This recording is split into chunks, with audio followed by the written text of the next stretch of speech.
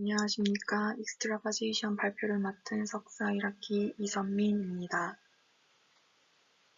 항암제의 부작용 익스트라바제이션 항암제의 종류에 따라 나타나는 부작용의 종류가 다르며 같은 항암제를 같은 용량으로 투여하더라도 환자에 따라 부작용의 정도가 다르게 나타날 수 있습니다.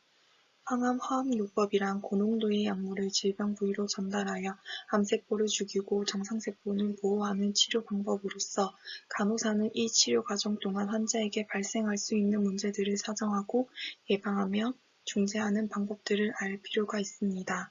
1혈은 환자의 삶의 질을 저해하고 치료 과정 자체의 지연을 초래할 수 있는 비가역적인 손상을 일으킬 수 있는 현상으로서 임상에서 자주 접할 수 있는 아주 중요한 상황이라 할 수 있습니다. 의료인이 아무리 주의를 기울인다 해도 항암제로 인한 국소적인 부작용은 언제든지 일어날 수 있습니다. 약제의 특성에 의한 것일 수도 있고 희석액의 농도나 주사 부위의 선정 또는 주사 기술로 인해 발생할 수 있습니다. 이러한 정맥내 유출 발생률은 항암제 투여 환자 1000명당 한 꼴로 발생한다고 알려져 있으며 소아에서는 11%, 성인에서는 22%까지도 보고된 바 있습니다.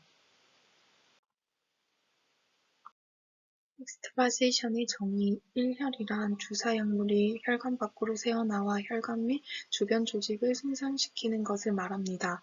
세포 독성 약물은 1혈로 인한 조직 손상 성향에 따라 발포제, 그다음에 비발포제, 자극제 이렇게 세 가지 카테고리로 분류할 수 있습니다. 먼저 베지컨트에 대해서 말해보겠습니다. 발포제는 혈관 밖 조직에 노출될 경우 조직에서 세포 등 조직 손상을 초래하는 물질을 일컫습니다. 베지컨트도 세 가지로 분류될 수 있는데요. 베지컨트는 DNA 밴딩 타입과 넌 DNA 밴딩 타입, 비항암제 약물 이렇게 세 가지로 구분되며 손상 정도는 DNA 밴딩 발포제가 제일 심각합니다. 베지컨트 중에서 DNA 밴딩 타입에 대해서 알아보겠습니다. 1혈이 발생되면 주변의 정상세포가 단백질 분자를 감싸면서 약물을 처리하게 되는데 이로 인해 조직 내 약물이 오랜 기간 머물면서 지속적으로 조직 손상을 일으킵니다. 항암제가 국소적으로 흡수되어 세포에 들어가 세포의 DNA에 결합되어 세포살을 일으키고 다시 분비되어 건강한 세포를 더욱 파괴하여 조직 내 세포의 손상을 일으킵니다. 항종양 항생제의 경우 DNA에 결합하여 DNA 교차 결합을 유도하여 DNA 합성을 방해하고 DNA 내와 가단 내 교차 결합이 발생하여 세포살을 일으킵니다. 건강한 조직에 누출되었을 때 즉각 손상을 일으킬 뿐만 아니라 1혈 발생 이후 7일에서 10일 정도 지난 다음에야 손상의 정도를 제대로 확인할 수 있습니다. 안트라사이클린계 약물, 항종양 항생제, 일부 알키화제가 해당됩니다. 다음은 베지컨트 중에서 넌 DNA 밴딩 타입에 대해서 알아보겠습니다. 세포의 분열 능력을 방해하여 세포살을 유도합니다. 조직 세포에 간접적으로 영향을 주고 조직에서 대사되기 때문에 DNA 밴딩 약물보다 조직 손상을 덜 일으킵니다. 조직 손상은 국소적이면서 중증도의 통증, 시간이 지나면 호전됩니다. 빈카 알칼로이드계, 탁산계가 이에 해당되며 빈카 알칼로이드계는 세포 분열을 방해하는 유사 분열 축에서 세관 형성을 방해하고 탁산계 약물은 세관을 안정시켜 세포 분열을 방해합니다. 다음은 베지컨트 중에서 비항암제 약물에 대해서 알아보겠습니다. 항암제 이외의 수포성 약물을 말하는 거고요. 알칼리성 또는 산성이 심한 약물을 말합니다. 약물의 산도가 혈관의 산도와 차이가 있으면 자극을 주게 되어 차이가 심하면 알칼리성이나 산성 모두 세포 단백질에 손상을 가해 결국 세포사를 일으킵니다. 세포사가 발생하면 혈관 내막이 손상됩니다. 그리고 고장성 또는 저장성 수액입니다. 삼투압도 조직에 영향을 주어 고장성 수액이 혈관 외로 새면 수액이 세포 내에서 세포 간질 공간으로 이동하면서 세포의 기능을 방해하여 세포의 종창과 주변 조직에 압력을 주어 피부 괴사와 심각한 조직 손상을 초래합니다. 저장성 수액도 세포 종창과 세포 파열을 가져옵니다. 비항암제 약물로는 도부타민, 도파민, 에피네프린, 바소프레신이 있습니다. 다음은 non-베지컨트와 이리턴트에 대해서 알아보겠습니다. 비발포제는 조직 손상은 일으키지 않습니다. 그리고 자극제는 정맥염, 통증, 정맥 자극을 포함한 국소 조직 반응을 일으킵니다. 약물을 중단하면 통증이 회복되는 특징을 가지고 있습니다. 다음은 베지컨트, 이리턴트, non-베지컨트에 관한 약물을 표로 정리해 놓은 건데요. DNA 밴딩에서 인트라사이클린 중에서 독소루빈은 많이 들어본 항암제입니다. 그리고 논-DNA 밴딩에서는 빈카 알칼로이드계에서 빈크리스틴이라든지 빈블라스틴 많이 사용하는 항암제고요. 탁산계에서는 톡세타제 많이 사용하는 항암제입니다.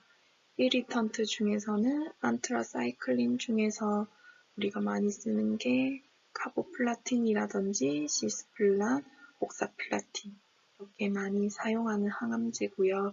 그 중에서 시스플란은 0.5mg/ml 농도로 20ml 이상 유출 시 이리턴트지만 베지컨트 일으킬 수 있고요. 그리고 도세타셀이라든지 미토센트론, 옥사플라틴, 스타셀은 농도에 따라 이리턴트가 될 수도 있고 베지컨트가 될 수도 있습니다. 일열이 생기는 위험 요인으로 환자 요인으로 작고 연약한 정맥, 그 다음에 연령에서는 매우 젊고 나이 든 환자들은 쉽게 상할 수 있는 피부를 가지고 있고 이동혈관을 가지고 있습니다. 암 환자들은 다음과 같은 이유로 추가적인 위험을 가질 수 있는데요. 화학요법 정맥을 위한 여러 개의 캐뉼러는 단단하거나 경직될 수 있습니다. 림프 부종이라든지 이전 치료, 예를 들어 유방 절제술을 받았던 히스토리가 있다든지 치료로 인한 장기적인 부작용이 있는 환자, 예를 들어 말초 신경병증입니다. 그리고 이전 일혈 부상 부위라든지 혈액 검사와 같은 여러 가지 검사, 막힌 정맥 주사, 높은 정맥 압력이 유출을 일으킬 수 있습니다. 그리고 무의식적이고 세데이티드, 컨퓨즈 환자 또는 캐뉼라 부위 주변의 따끔거림이나 불편함을 보고하지 못하거나 감각이 저하된 의사소통에 문제가 있는 환자라든지 비만한 환자, 그다음에 동시약물 즉 진통제, 항고제, 혈관조영제 등에 따라 반응이 달라질 수 있습니다. 이러한 일혈에 의한 손상이 생겼을 때는 비용 손실도 매우 크고 직접적인 치료 비용과 간접적인 치료 비용까지 추가됩니다. 다음 위험 요인으로 캐뉼러 및 주입 절차 요인이 있습니다. 교육을 받지 않거나 경험이 없는 스태프가 항암 화학요법을 시행한다면 추가 수의 위험이 증가합니다. 그리고 캐뉼러의 위치를 잘못 선택할 경우가 있는데요. 예를 들어 안티큐비탈 포사가 있습니다. 그리고 여러 번 캐뉼러 삽입을 시도하거나 딱딱한 캐뉼러, 그 다음에 큰 사이즈의 캐뉼러, 그리고 강압 압력을 가했을 때입니다. 그리고 볼루스 인젝을 줄 때이고요. 그리고 장비적인 요인으로는 부적절한 드레싱 또는 잘못된 캐뉼러 고정이라든지 제대로 이식되지 않은 중앙정맥 액세스 장치가 있습니다. 그리고 약물 요인으로는 DNA에 직접 결합하거나 복제셀 제거, 조직 또는 혈관 확장 능력이 있는 약물, 그다음에 3도 오스몰리틱, 묽은 제형의 약물의 특성이 있습니다. 일열 발생 전 흔한 문제들인데요. 말초 정맥관에서는 저항감이라든지 무리해서 밀어넣지 말아야 합니다. 스웰링이나 자결감이 있으면 즉시 중단하고 만약에 플루이드가 들어가지 않는다면 즉시 제거를 해야 합니다. 중심정맥관에서는 흡인되지 않고 주입만 되는 경우는 천천히 흡입하거나 체위 변경을 시도하고요. 흉부 사진으로 카테터와 바늘 위치를 확인해야 합니다. 방향에 따라 주입 속도가 변화가 있는 경우에는 체위 변경을 하거나 바늘을 재고정합니다. 그리고 가장 안전한 방법은 삭관을 시행한 과에 의뢰해서 카테터의 위치나 중심 정맥관 상태를 확인하는 것이 가장 안전합니다. 일열 발생 시 환자 자가 사정으로는 환자 교육으로 환자와 의사소통은 일열을 인식하는 데 가장 중요한 역할을 합니다. 환자에게 화학요법을 받는 동안 감각, 따끔거림 또는 자결감의 변화를 즉시 보고하는 것이 중요하다는 사실을 알려야 하고 의사소통에 어려움이 있는 환자의 경우 보호자나 간병인이 증상 보고의 중요성을 인지하고 있는지 확인하는 것이 중요합니다. 그리고 환자 보고에서는 환자는 유출의 잠재적 위험과 그 증상이 얼마나 사소한지에 관계없이 아래의 모든 증상을 보고하는 것이 중요하다고 알려야 되는데요. 통증이라든지 감각의 변화, 그 다음에 타는 듯한 느낌, 팅글링, 그리고 투여 부위의 기타 급격한 변화가 있을 경우에는 이러한 증상이 유출이 아닐 수 있지만 확실한 진단이 필요하다는 사실을 알려야 합니다. 일열 발생 시 객관적 사정에서는 시각적 평가로 초기 증상은 스웰링이라든지 부종, 발적, 홍반이 있을 수 있고 후기 증상으로는 염증, 경결, 물집이 있을 수 있습니다. 초기 증상은 수일에서 수주 뒤에 나타날 수도 있고 그리고 중심정맥관의 경우 잠재적인 손상까지 고려하면 조직 손상의 범위가 더 클 수 있으므로 수포성 약물 주입을 마치고 적어도 3주까지 계속 추적 관찰을 해야 합니다. 다음은 일열 예방을 위한 적절한 부위 선정인데요. 정맥 주사 선택 시 가장 바람직한 부위는 팔뚝입니다.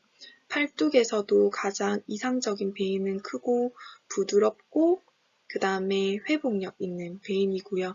만약에 팔뚝에 베인이 없다면 손을 볼 수 있습니다.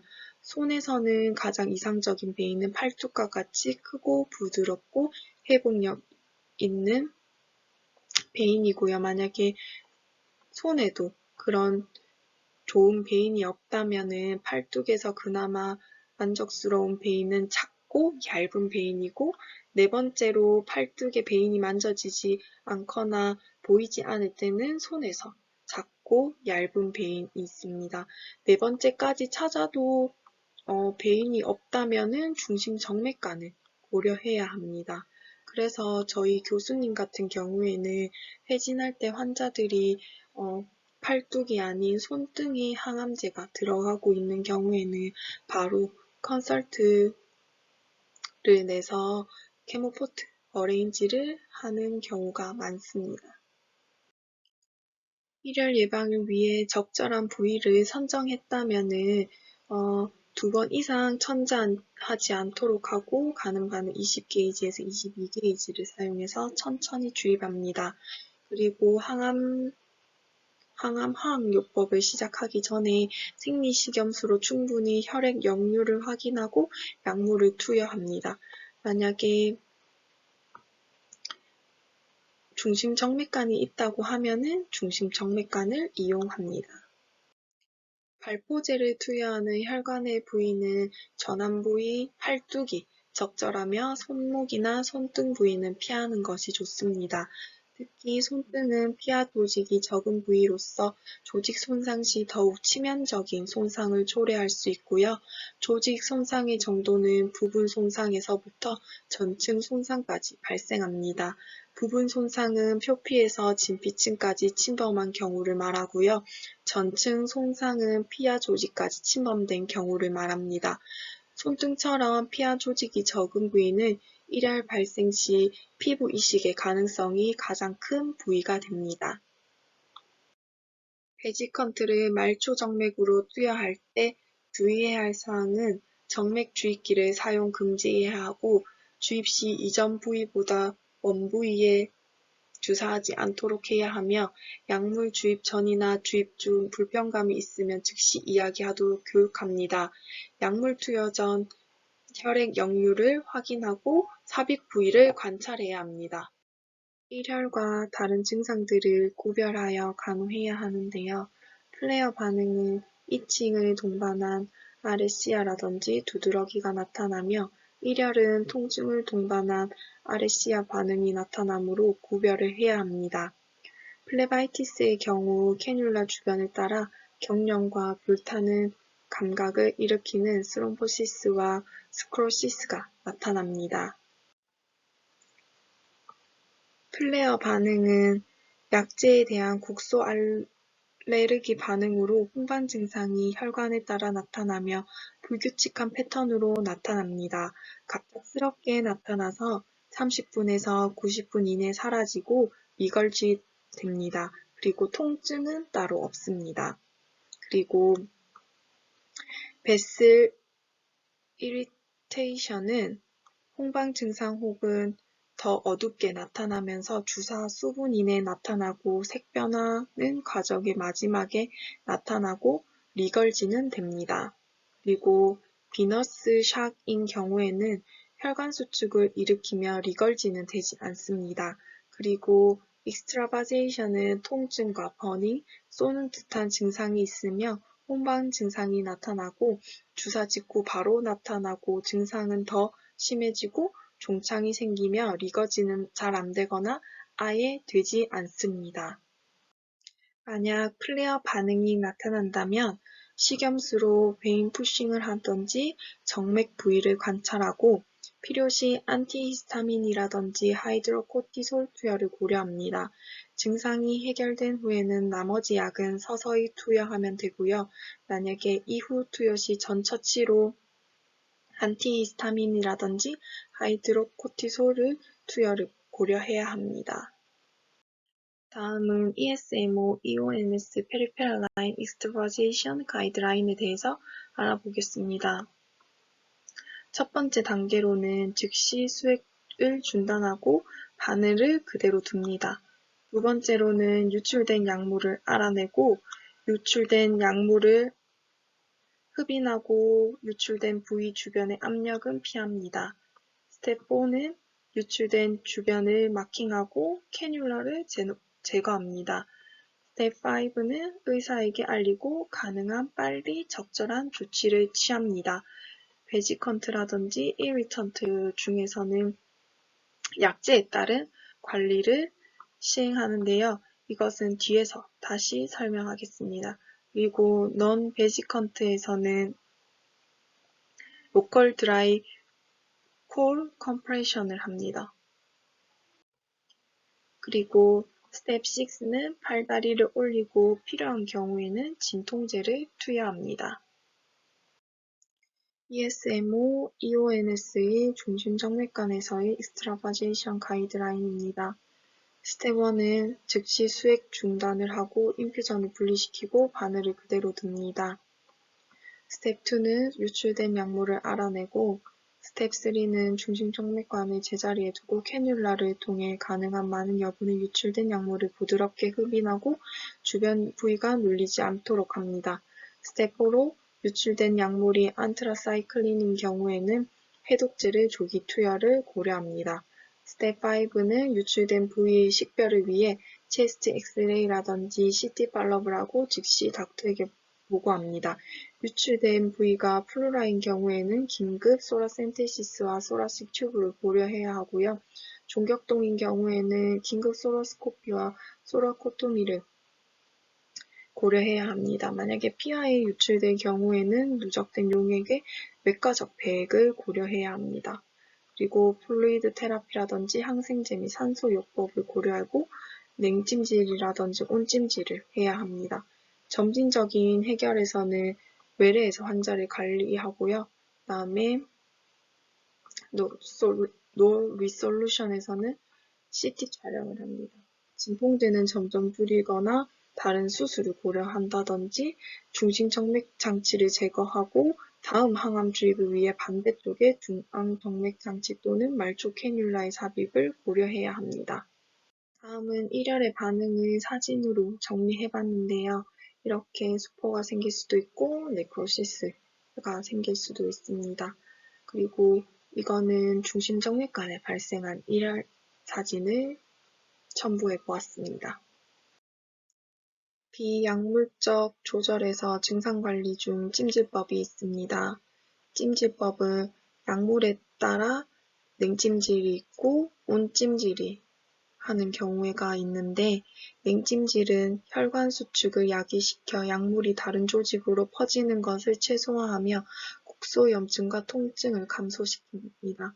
찜질법으로는 1회당 15분에서 20분 정도를 1일 4회에서 6회 정도 적용을 하며 1일 이상 시행해야 합니다. 적용 약물은 DNA 밴딩 컴파운드 중 독소루비신, 다우루비신, 메피루비신 등이 있고요. 온찜질을 해야 하는 경우에는 일혈 부위의 혈관을 확장시키고 혈류를 증가시켜 약액의 분산과 흡수를 증가시킴으로써 일혈 부위로부터 누수된 약액이 빨리 퍼지도록 돕습니다. 찜질법은 1회당 20분에서 30분 정도를 1일 4회에서 6회 정도 적용하며 1일 이상 시행해야 합니다. 적용 약물은 non-DNA 밴딩 컴파운드 중 빈크리스틴이라든지 빈블라스틴, 독세타셀 등이 있습니다. 다음은 익스트라바제이션 키트인데요. 항암제 누출 시 빠르게 대처할 수 있도록 미리 필요한 물품을 구비해두는 보관함을 말하는 것으로 필요한 물품은 주사기 2cc, 10cc짜리 각각 3개씩, 25G 니들, 소독솜, 장갑, 마스크, 거즈, 반창고, 아이스백, 핫팩 각각 1개씩 들어있고 환자용 리플렛이 들어있습니다. 다음은 INS 1혈 사정 도구를 알아볼 텐데요. 침륜 1혈을 사정하기 위해 Infusion Nurse Society INS에선 침륜 사정 도구를 개발했습니다. 이 스케일을 적용한 결과 빠른 시간에 1혈을 확인할 수 있습니다.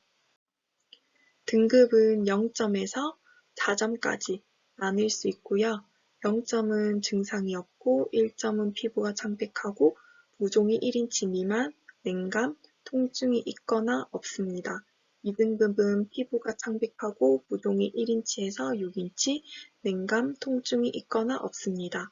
3등급은 피부가 창백하고 투명하고 6인치 이상의 심각한 부종이 있고요. 냉감, 경도, 중증도의 통증이 있습니다. 약간의 무감각도 있습니다. 4등급은 피부가 창백하고 투명하고 피부 긴장감을 가지고 있고 유출되어 있습니다. 피부 변색, 멍듦, 부어오름, 6인치 이상의 심한 부종, 심부 조직의 부종, 순환장애, 중증도의 심한 통증이 있고요. 혈액제제, 자극제, 발포제의 침륜이 있습니다. 다음은 해독제에 대해 알아볼 텐데요. 덱스트라조세인이 있습니다. 기전은 정확한 기전은 알려져 있지 않지만 토포이소메르아제 2를 저해함으로써 안트라사이클린 계열 약물의 일혈에 의한 세포 손상을 감소시킵니다. 해당 약물은 안트라사이클린이 있습니다. 그리고 주로 사용하는 해독제는 카디옥산을 사용하는데요. 저희 동산병원에서는 카디옥산을 주로 어떨 때 볼 수 있냐면 알차 케모하는 환자 중에 나이가 70세 이상의 환자들의 심장 독성을 방지하기 위해서 이 해독제를 투여전 전 처치로 들어가기도 합니다.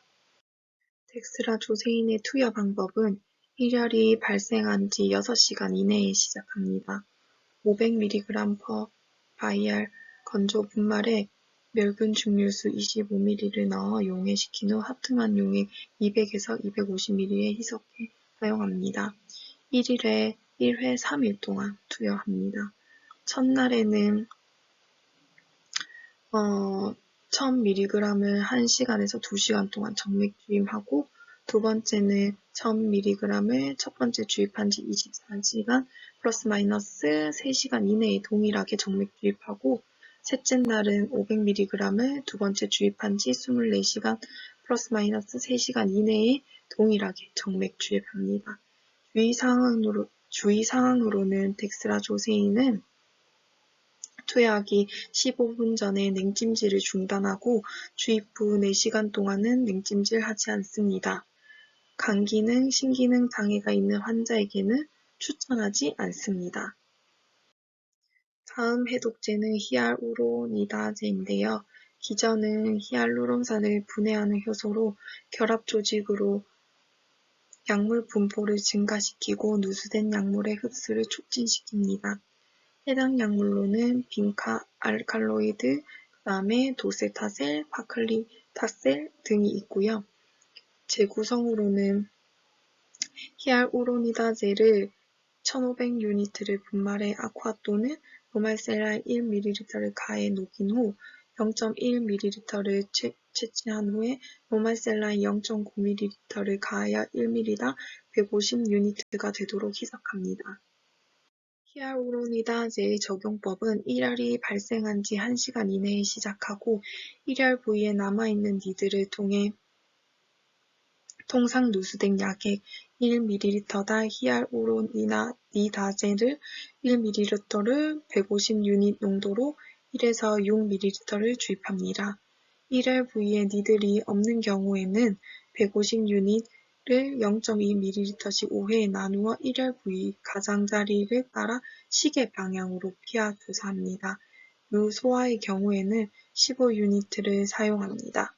주의사항으로는 피하 주사 후 상처 부위에 마른 거즈를 덮어둡니다. 확산을 촉진시키기 위해 해당 부위를 부드럽게 마사지하고 가능한 일열 발생 60분 이내에 투여가 이루어지도록 하고 히알우로니다제의 빠른 흡수와 약액의 확산을 돕기 위해 옴찜질을 1에서 2일간 병행합니다. 염증이 발생하면 하이드로코티손 1%크림을 적용합니다.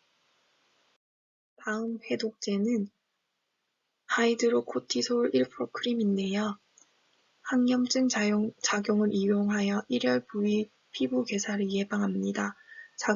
적용법으로는 일열 부위 염증이 발생하며 발적이 소실될 때까지 1일 2회에서 4회 정도 적용하고 물집이나 수포가 생기면 중지합니다.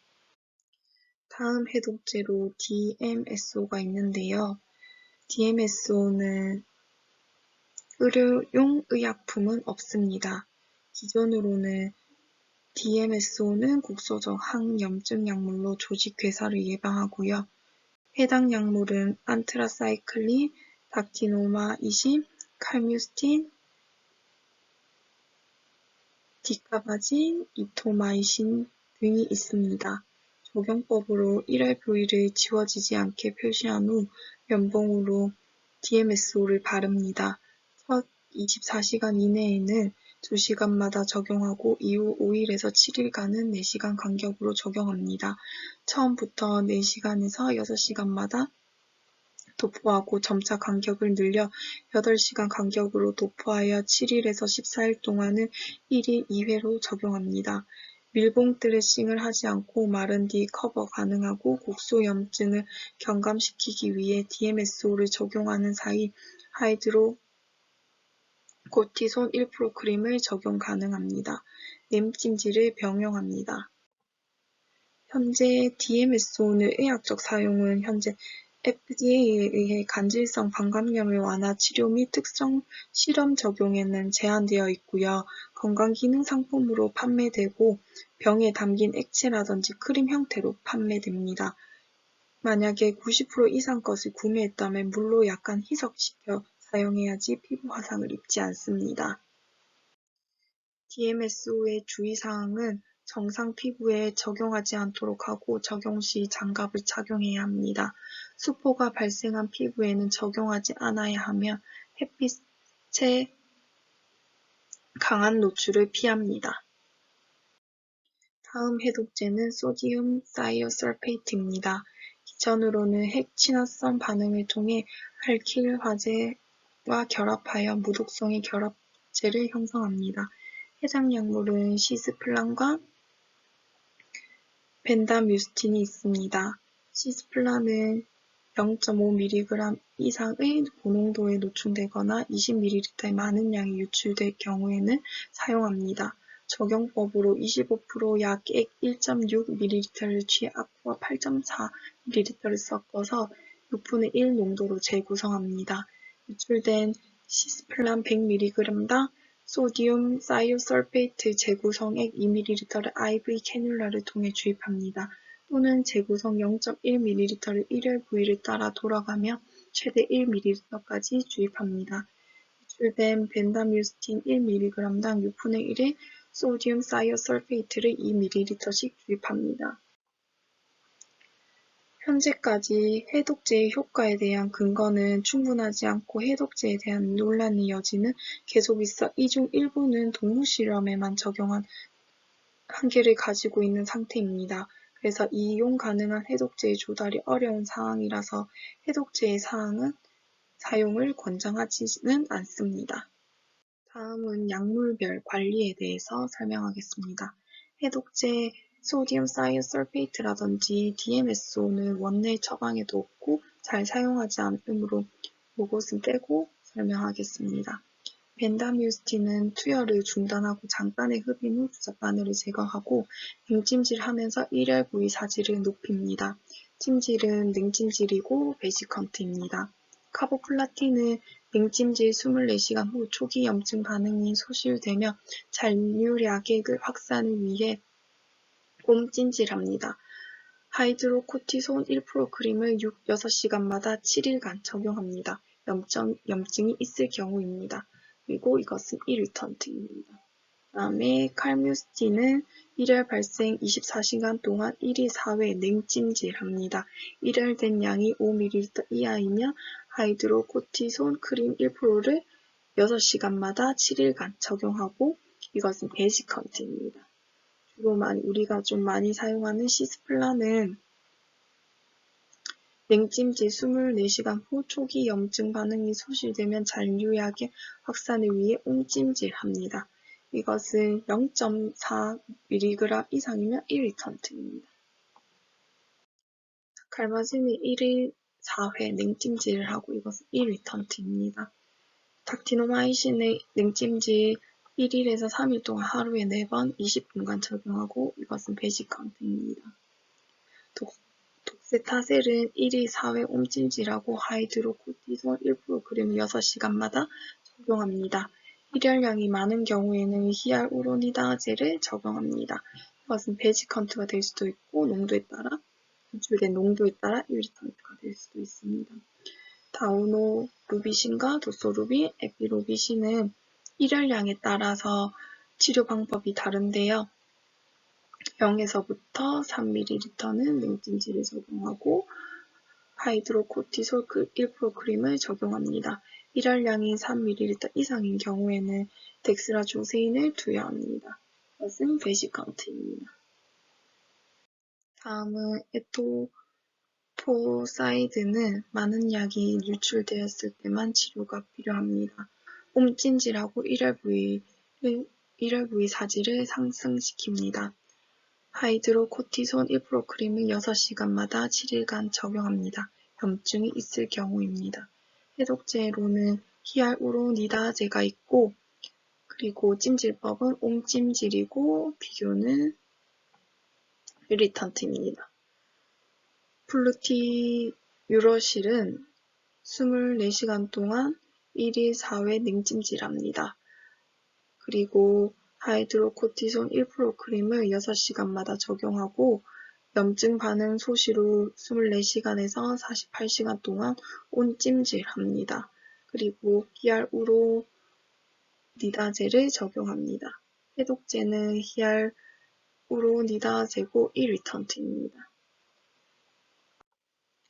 아이다루비신은 일열량에 따라 치료 방법이 다른데요. 일열량 0에서 1.5ml는 냉찜질 하이드로코티솔 1%그램을 적용하고 일열량 1에서 3ml는 냉찜질 그리고 하이드로코티솔 1%그램을 적용합니다. 일열량 3ml 이상인 경우에는 덱스라조세인을 투여합니다. 해독제는 덱스라조세인이고요. 그리고 냉찜질 이것은 베이직 헌팅입니다. 아이포스파이드는 1일 4회 옴찜질하고 일혈량이 많으며 히알우로니다제를 적용합니다.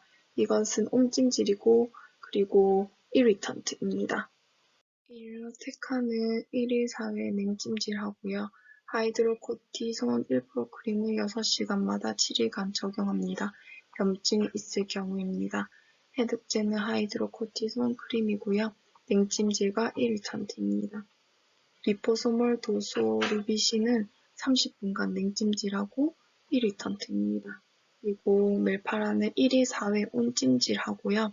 일혈량이 많으면 히알우로니다제를 적용합니다.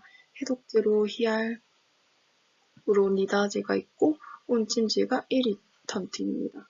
그리고 티노마이신 C는 1일 4회 냉찜질하고요. 그리고 염증 반응을 경감시키기 위해 하이드로코티손 1% 크림을 바릅니다. 그리고 베지컨트입니다. 이토전트롤은 1일 4회 냉찜질 합니다. 그리고 염증 반응을 경감시키기 위해 하이드로코티손 1% 크림을 바르고요. 그리고 해독제는 하이드로코티손 크림이 있고 냉찜질이고 그것은 농도에 따라 베이직컨트가 될 수도 있고 이리턴트가 될 수도 있습니다. 옥사플라틴은 플러싱을 하지 않고 흡인한 후 니드를 제거해야 하고 홈찜질하고 일회 부위 사지를 상승시킵니다. 하이드로코티손 1% 크림을 6시간마다 적용하고 일혈량이 많은 경우에는 히알우로니다제를 적용합니다. 해독제로는 히알우로니다제고 온찜질이고 이리턴트입니다. 그리고 파플리타셀은 1일 4회 옴찜질하면서 히알우로니다제를 적용합니다. 하이드로코티손 1% 크림을 6시간마다 적용할 수 있고 다음에 해독제로는 히알우로니다제고 온찜질이고 베지컨트입니다. 다음은 토보테칸인데요. 1월 부위 사지를 상승시키고 증상이 있을 경우 1일 4회 냉찜질을 합니다. 하이드로코티손 1% 크림을 적용하고 발적 염증이 있을 경우에만 적용합니다. 해독제로는 히알우로니다제고 냉찜질을 해야 되고 이리턴트입니다. 마지막으로 빈블라스틴, 빈크리스틴, 비노렐린의 치료 방법은 일열 발생 즉시 주입을 중단하고 캐뉼라 니들은 그대로 남겨둡니다. 플러싱하지 말고 약액을 흡인 후 해독제를 적용합니다. 일열 부위에 남아있는 니들을 통해 통상 누수된 약액 1ml당 히알우로니다제 1ml를 150유닛 농도로 1에서 6ml를 주입합니다. 일열 부위에 니들이 없을 경우에는 150유닛을 0.2ml씩 105회 나누어 일열 부위 가장자리를 따라 시계 방향으로 피하 주사합니다. 니들을 제거한 후 옴찜질하면서 일열 부위 사지를 상승시킵니다. 해독제로는 히알우로니다제가 있고 옴찜질해야 하고 이것은 베이직컨트입니다. 일열 시 기록 내용으로는 환자 이름, 등록번호, 일열 발생 일시, 두 번째로 양력, 희석액, 일열된 용량, 세 번째로 약물 투여 방법과 혈액 역류 상태, 네 번째로 정맥과 유형과 위치입니다. 다섯 번째로 치료 전 일열 부위 사정과 혈액 역류 여부이고요. 여섯 번째로 환자가 호소한 증상, 일곱 번째로 가능하다면 사진 촬영을 해놓습니다. 여덟 번째로 즉각적인 조치 사항으로 의사, 간호사 수행한 실무를 적어야 되고요. 아홉 번째로 환자 교육, 재평가 및 성형외과나 재활 치료 등 탁과 의뢰를 포함한 추후 관리를 기록해야 합니다. 간호로는 가장 최신의 근거 기반 치료를 선택해야 하고요. 기관의 실무 프로토콜을 충분히 숙지해야 합니다.